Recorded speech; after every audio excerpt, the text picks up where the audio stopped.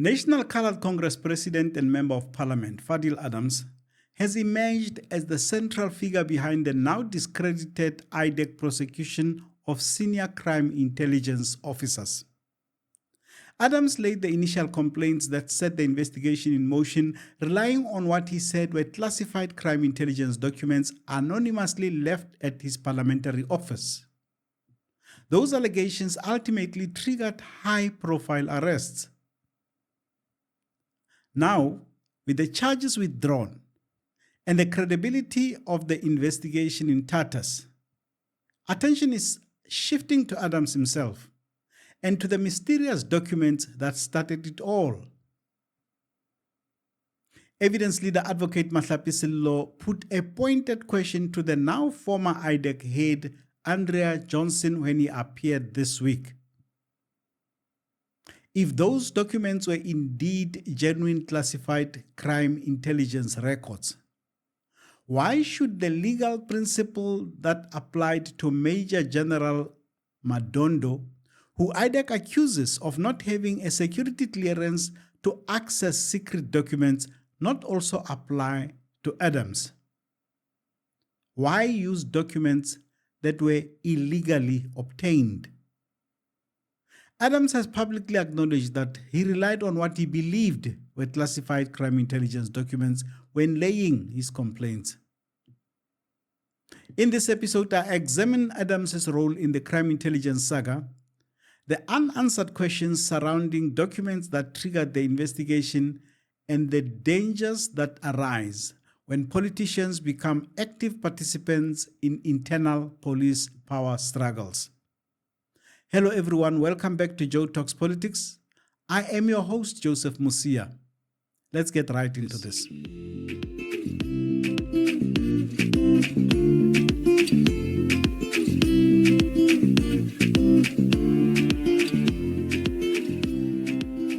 Over the past year, Fadiel Adams has found himself at the center of several major controversies.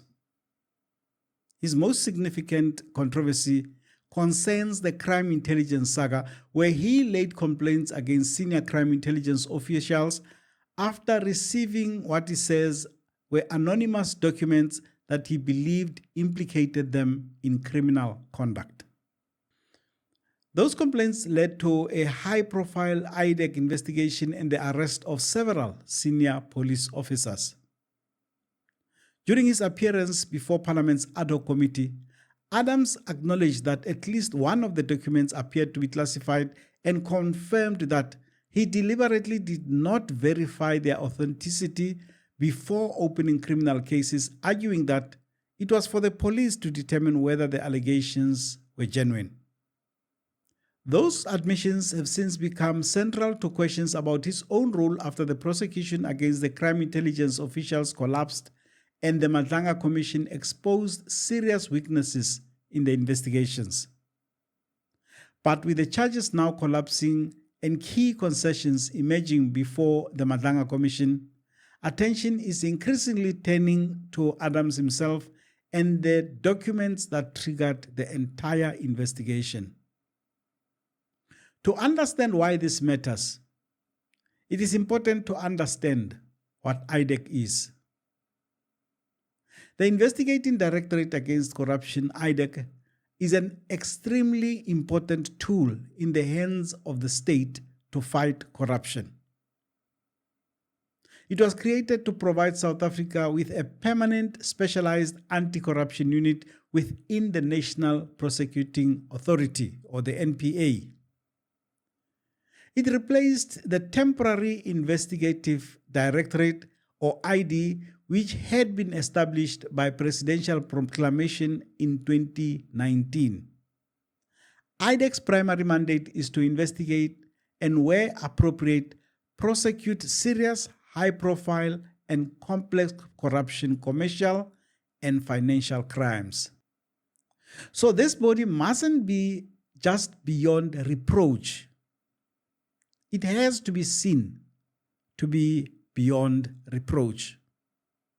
The country's ability to shed its image as a major hub for corruption depends on bodies like IDAC doing their work without fear or favor. It is important to sketch out this background to understand why it is so ironic that senior IDAC officials, including its director, are now conceding to serious breaches at the Madlanga Commission. They have so far been unable to explain how they went after senior crime intelligence officials and charged them with what appear to be baseless charges. Adams appeared before the Parliamentary Ad Hoc Committee earlier this year and was questioned extensively about his actions after receiving these documents. Here's an exchange between him and evidence leader Advocate Mahlape Sello. I opened the envelope, and inside it, there appeared to be evidence of criminality.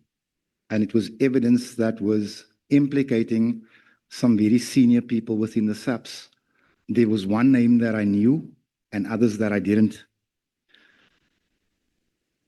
Because the cases are now before the courts, I can't speak too much on the merits of the case because I don't want to give anyone a loophole of walking out on a technicality.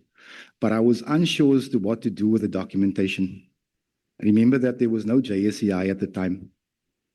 And I don't have direct access to the Minister of Intelligence or Safe Security. So what I decided to do was to lay criminal charges. But before I did that, I went and saw a very good friend of mine. He's now deceased, the late Major General Andre Lincoln of the AGU. It was on his suggestion that I went to the police station. So what I did is I went to Grand Central Police Station the next day. And I think it was the next day, or it might have been the day after that. And I laid criminal charges against Generals Khumalo, Lushaba, and Madondo. Can I just ask before you move on that? You've given us an indication that that at the time there was no JSCI, there was no committee basically that you could have gone to and informed them about the information.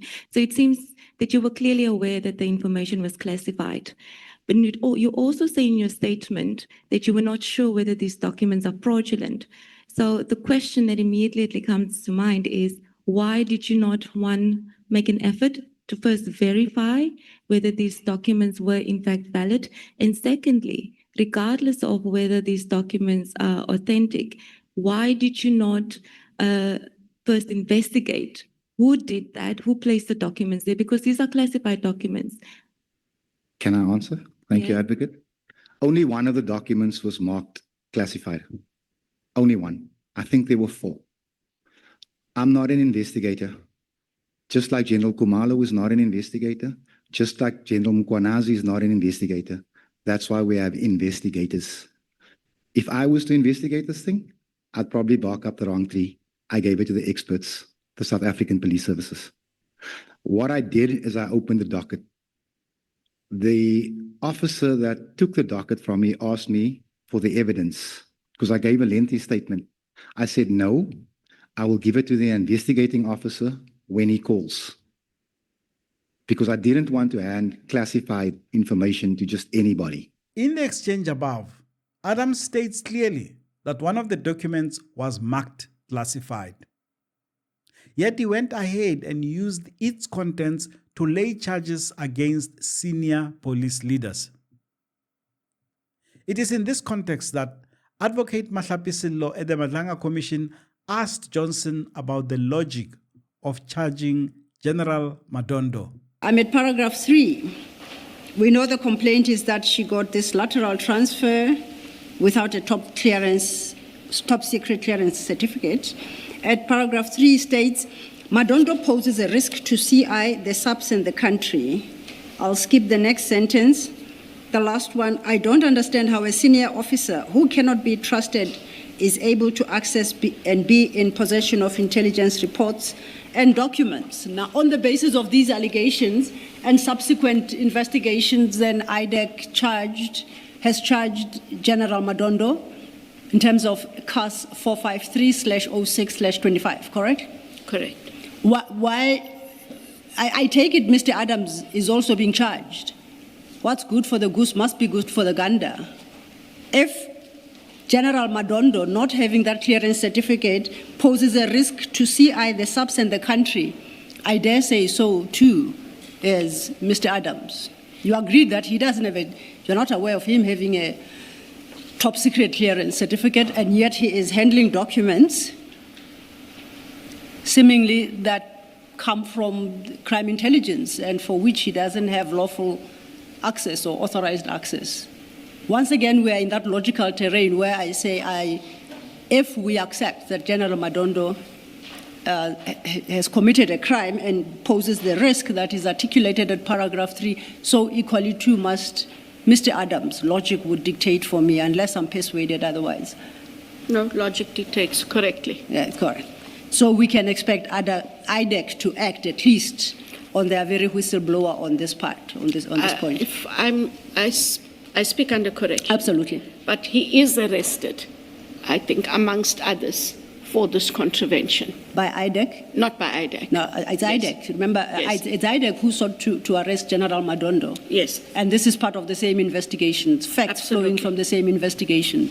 The So law- arresting General Madondo, equally, I say, Should unless be- there's a reason why IDAC then decides not to take action against Mr. Adams. Would there be a legitimate explanation for that?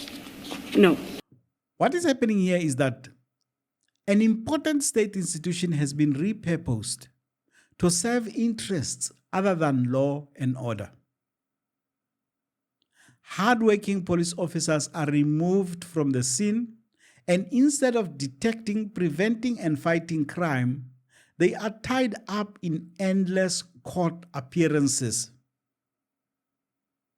The number of times Johnson had to concede that she had acted improperly or outside her mandate is quite telling. I've deliberately not edited the following clip too much to give you, the viewer, the insight into what we are actually dealing with. This is Johnson suggesting that she might have been a pawn in the hands of forces whose motive has nothing to do with ending corruption. Advocate Johnson, you recall yesterday Commissioner Khumalo asked you, he first made an observation and asked you a question, that there seems to be a hand in all this that we've spent the last 2 days discussing. And if memory serves me well, you denied. Now, my proposition to you is all that we've discussed about these investigations and aiming at the generals and the PKTT is wholly outside the mandate of IDAC as we understand it, as contemplated in terms of Section 7, 1 capital A. That's my assessment. And if you strongly deny that there is a hand in this, I would like you to explain to the commissioners on what basis, because this entire effort and exercise cannot have been to the benefit of IDAC. It's not to the benefit of the country to flout legislative prescripts in the manner that it would appear have been flouted by IDAC consistently and deliberately, and then to offer an explanation for why IDAC would conduct itself in such a manner, which conduct has the risk to destabilize the law enforcement environment and institutions. I have had to ponder why we find ourselves in this position as IDAC, and why, while I accept, and I don't think that there's meanness when questions are posed by the Commission about, but why you didn't know, you should have read. I think the Commission understands I can't read everything and won't know everything, and I do have to trust and rely on my people. And I sat with a conundrum last night of why weren't these things brought to my attention. And if, especially with the Public Service Commission report, which is somewhat quite different, it should have stopped the day the report came in, because it should have been brought to the attention of the ID to say, ID, look, we thought we have a right to investigate this, but here it is. It has been done. Findings had been made. That would have set that matter aside. That was not done. And now the question is why? Why wasn't I informed of the different statements? And what is the purpose then, chairs and commissioners, and forgive me if I'm rambling, but I have to think it out loud because it does not make sense. And I'm saying that there must then have been something else going on that I was not aware of. I cannot tell you what the something else was. I wish I could. I'm not therefore disagreeing with your counsel. I just needed to put it in a way that I am able to, unfortunately, not reconcile, but try and understand about what it is that was going on. You can't reconcile yourself with bad when at all times I know that I made mistakes as the head of ID, non-intentional, and a lot of them are perhaps administrative things. But at no stage did I apply my mind in a way to seek to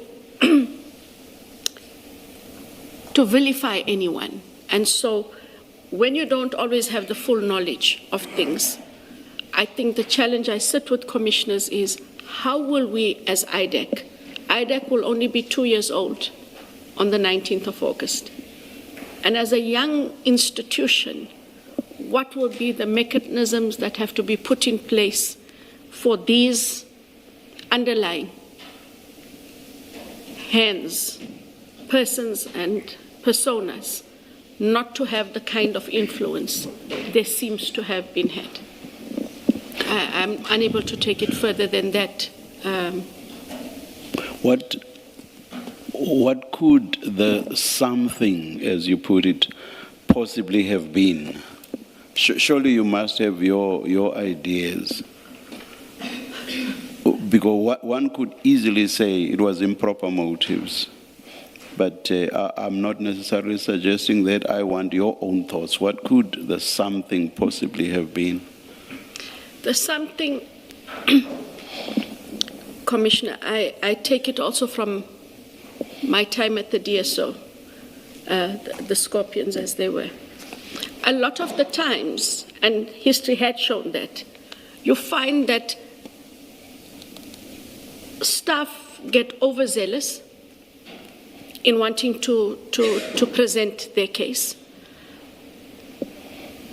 But more often than not, you find that they engage with persons outside the purview of the work we're supposed to do, and you are not privy to that engagement. Mm-hmm. And so the mind you expect them to bring to bear on the mandate and on the cases is what you're engaging them on. It has been a past experience. In the way things happened this past week, it seems that there are other actors that might have been engaged with for us to be where we are. And when you talk about other actors, are you talking about undue influence, perhaps? I don't want to put it so harshly without having any, but to say that persons might have, for motives known to them, cast certain narratives or provided certain information. And you find that without of necessity, because what you expect, everybody gives information. Lots of people like to say lots of things. Do you verify it? Do you consider the source? And do you ever stop to ask, why did that source come to you? It is a question I've had to ask in this very painful few days you've had with me on the Section 27 referral of Adams. How it came about, what was the purpose, and look at where we are today. But you cannot seek to extricate yourself as you appear to try to from what happened, especially with regard to what you just referred to, which is the Section 27 referral.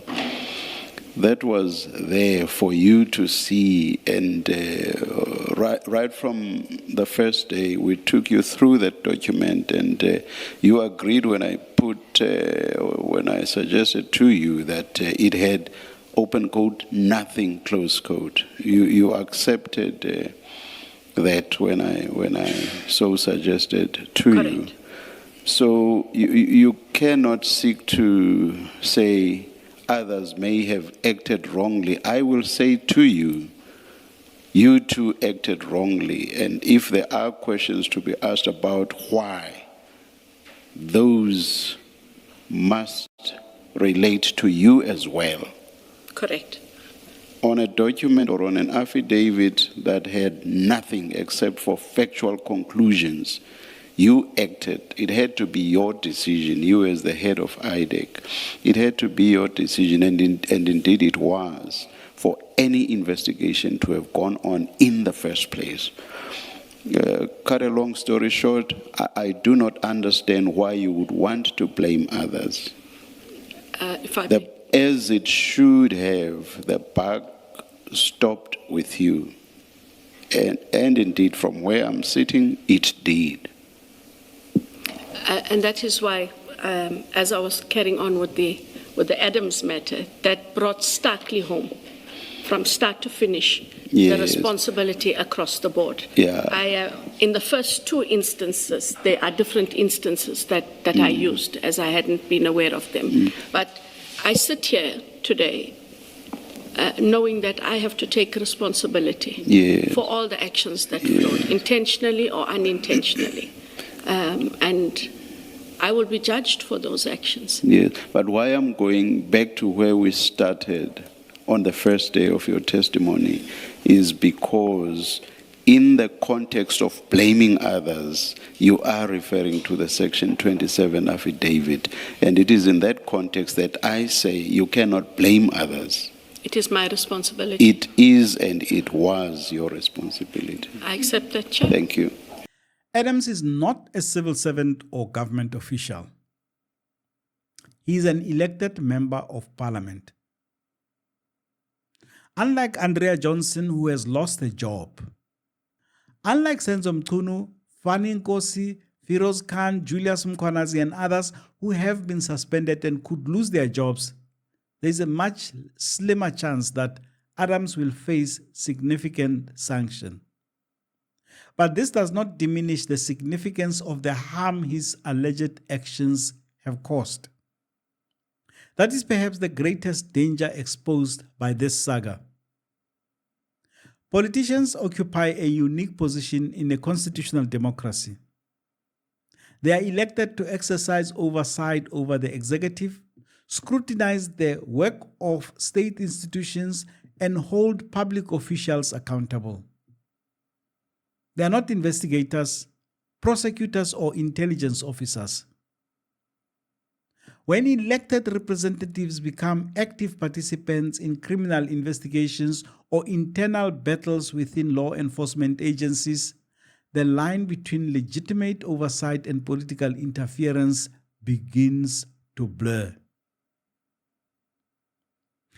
If that line is crossed, the integrity of the criminal justice system is placed at risk because prosecutions must be driven by evidence and the law, not by political agendas, factional interests, or media pressure. The problem is compounded by the fact that politicians often face very different incentives from career public servants. Senior police officers, prosecutors, and government officials can be suspended. They can be dismissed or prosecuted for misconduct. Politicians, by contrast, are ultimately accountable to the ballot box, and voters may choose to overlook questionable conduct if they believe their representative is pursuing a cause they support or targeting political opponents they dislike. That creates a dangerous environment in which the political rewards for aggressive intervention may outweigh the personal risks. In the meantime, Adams has made a habit of trolling senior police officials on social media, showing little regard for the lives that his actions have destroyed. Where will he end? For now, all we can do is watch. In the past, these things have not ended well for him. That's it for this episode of Joe Talks Politics. If you enjoyed it, please don't forget to like, share, and comment on it. And if you are still not yet a subscriber, please consider doing so. From me, Joseph Musia, see you on the next episode.